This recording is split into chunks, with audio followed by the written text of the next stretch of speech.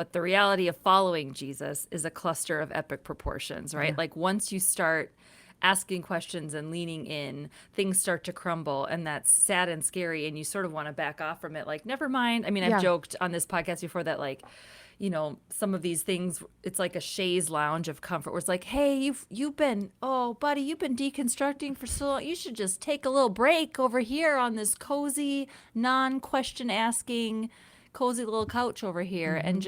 just don't, you don't need to ask that. Like, it's easier to sort of lean back and say, actually, I don't want to risk anything, or it's not the right time for me to risk anything, or I don't feel like I have the community that will catch me if I'm risking something, or some of those pieces Yeah.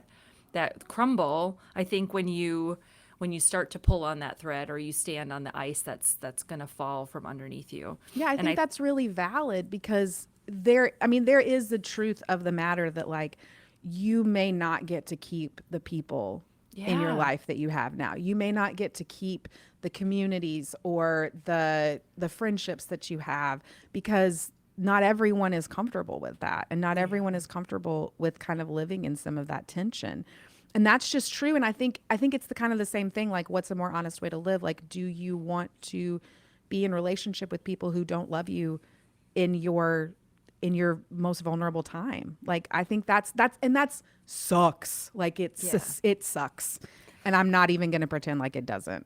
Yeah, and you said home is not home anymore, which is like, that's such, like, it hurts your body to say Yeah. that sentence, Mm-hmm. right? To be like, oh my, like, yeah, that's how disorienting it is to step away from something that offered you a level of foundation, or a level of care or comfort or boundaries, or any of these things that like were helpful and cared for you and held you at one point.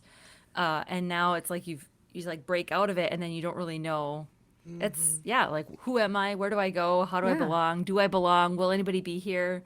And I think, I mean, part of what I loved about Sarah's incredible forward is she was like, there, you're not alone on this journey. Like, there are so many of us out Yeah. here, but you have to like come out here and like, yeah, you got to come out here and say hey to do it. Like, you Yeah. can't stay where you are and also be with where we are, but I promise you're not going to be alone if you Yeah. step out of the thing you've been in.